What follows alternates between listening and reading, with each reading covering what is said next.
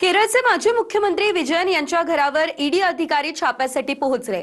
मात्र विजयन यांच्या समर्थकांनी ईडी अधिकाऱ्यांच्या वाहनांवर हल्ला करून त्या वाहनांच्याच काचा फोडलेल्या. नेमकं तिथे काय घडलं बघूयात या रिपोर्टमध्ये.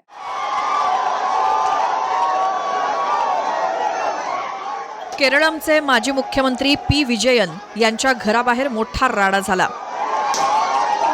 पी विजयन यांच्या घरी छापा मारणाऱ्या ईडीला कम्युनिस्ट पार्टीच्या कार्यकर्त्यांच्या रोषाला सामोरं जावं लागलं.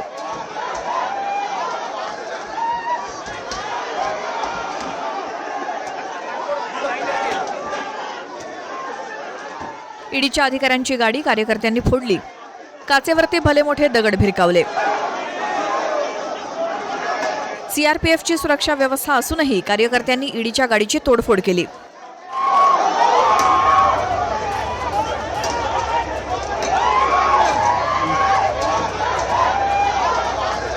पी विजयन यांची मुलगी टी वीणा यांची एस्कॉलॉजिक सोल्युशन ही कंपनी आहे.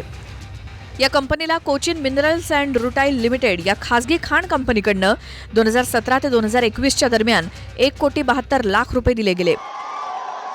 या पैशांच्या बदल्यात एक्सॉलॉजिक कंपनीनं कोणतीही सेवा दिली नाही.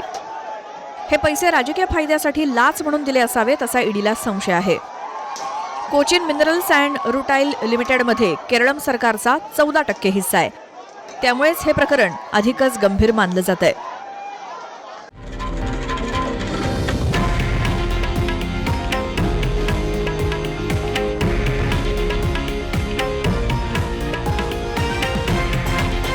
हे आहे देशातील नंबर 1 न्यूज नेटवर्क आणि आपण पाहत आहात TV9 मराठी, एकमेव.